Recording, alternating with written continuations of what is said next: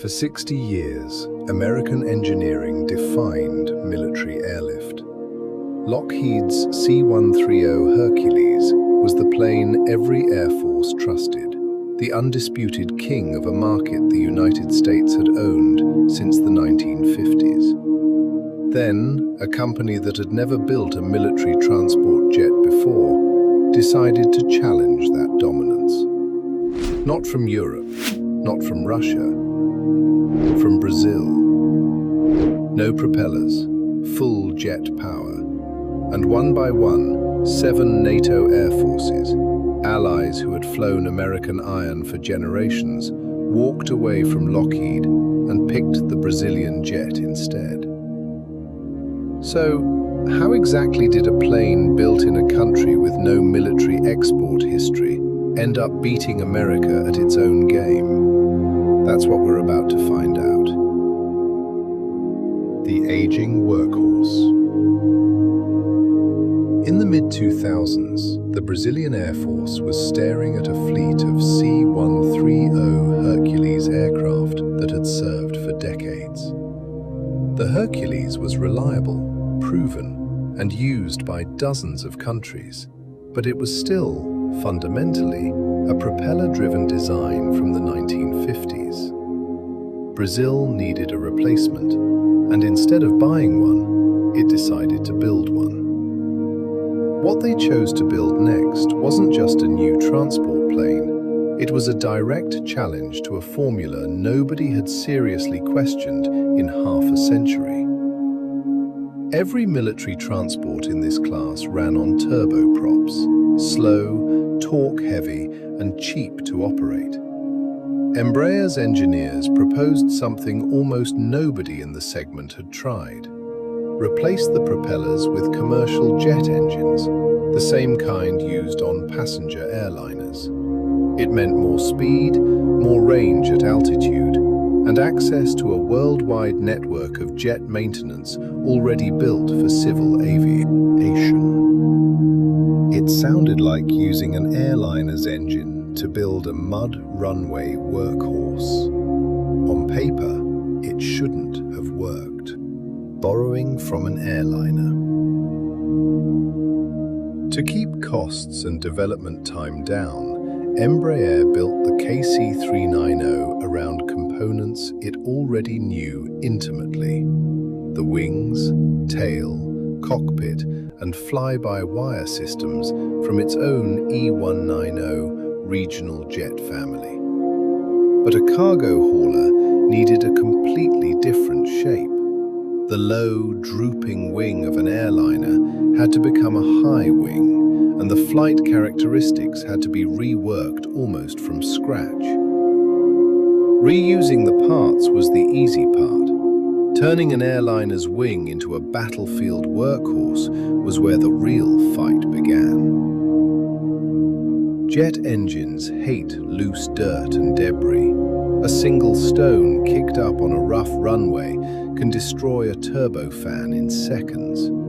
So engineers mounted the KC-390's engines high on the wing, well above the reach of dust and gravel kicked up during rough field landings. It was the one design choice that made jet power possible on runways jets were never supposed to touch. That single decision is the reason a passenger jet engine can now land in the same dirt strips a C-130 was built for. First flight.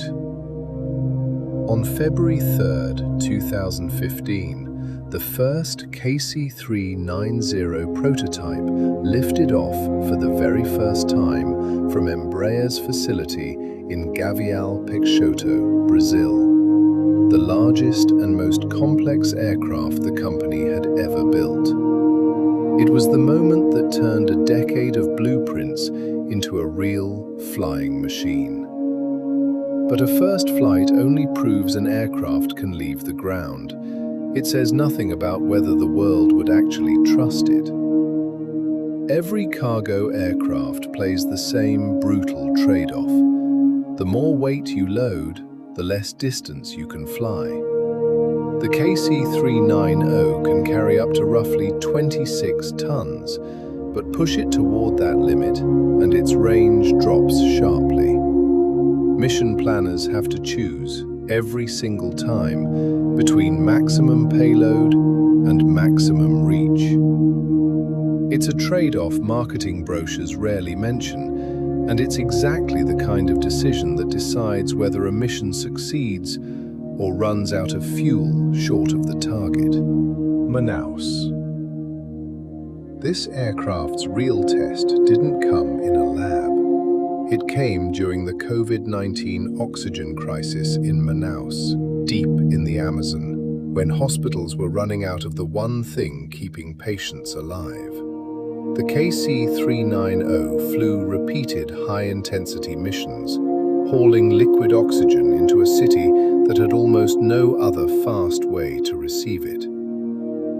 This wasn't a demonstration flight for an air show. This was a machine being tested under the worst possible conditions, and it didn't fail. Months later, after a massive explosion tore through the port of Beirut, the KC-390 flew a transatlantic humanitarian mission, carrying medical supplies across an ocean to a city in crisis. It was proof the aircraft could do more than fly short domestic hops. It could operate as a long-range lifeline. 2 crises, 2 continents, 1 aircraft, and both times it delivered exactly what it promised on paper. The numbers behind the reliability. After nearly 4 years of active duty with the Brazilian Air Force, the fleet has maintained an availability rate of roughly 80%, meaning 8 out of every 10 aircraft are ready to fly at any given moment. Its mission completion rate sits above 99%, logged across thousands of real operational flight hours, not laboratory tests. For a brand new aircraft type from a country that had never built anything like it before, those numbers are almost unheard of. Cruising at roughly 870 kilometers per hour, the KC-390 flies nearly 200 kilometers per hour faster than its turboprop rivals. In a medical evacuation or disaster response, that gap isn't a luxury. It's the difference between reaching a crisis while there's still time to help and arriving after the window has already closed. 200 kilometers per hour doesn't sound dramatic until you realize it's measured in human lives, not tests. Industry estimates place the KC-390's unit cost somewhere between $67 and roughly $86 million, depending on the training and support package, noticeably below the roughly $111 million price tag often cited for its main American rival. For air forces working with tighter defense budgets, that gap alone can decide a contract. But the sticker price was never the whole story. The real reason countries kept signing on was something else entirely: the industrial handshake. The real driver behind the export success is something called an industrial offset. When the Czech Republic buys a KC-390, it isn't just writing a check. Local factories start manufacturing parts of the aircraft's own fuselage. The purchase becomes a domestic industry investment, not just a military expense. That single detail is why country after country kept saying yes, even to a jet built by a company that had never sold a military transport before. By 2026, 7 NATO members, Portugal, Hungary, the Netherlands, the Czech Republic, Sweden, Slovakia, and Lithuania had all selected the KC-390, alongside Brazil, South Korea, and the United Arab Emirates. Pilots from different countries were already training side by side on the exact same airframe. A jet from a country with no history of exporting military transports had just walked directly into NATO's own backyard. The KC-390's next evolution goes beyond hauling cargo. Through a partnership with defense company Embraer, the aircraft is being adapted to launch palletized cruise missiles directly from its cargo ramp, turning a transport jet into a long-range strike platform without ever becoming a dedicated bomber. A plane built to carry stretchers and oxygen tanks is quietly being turned into something that can launch a missile from the very same ramp.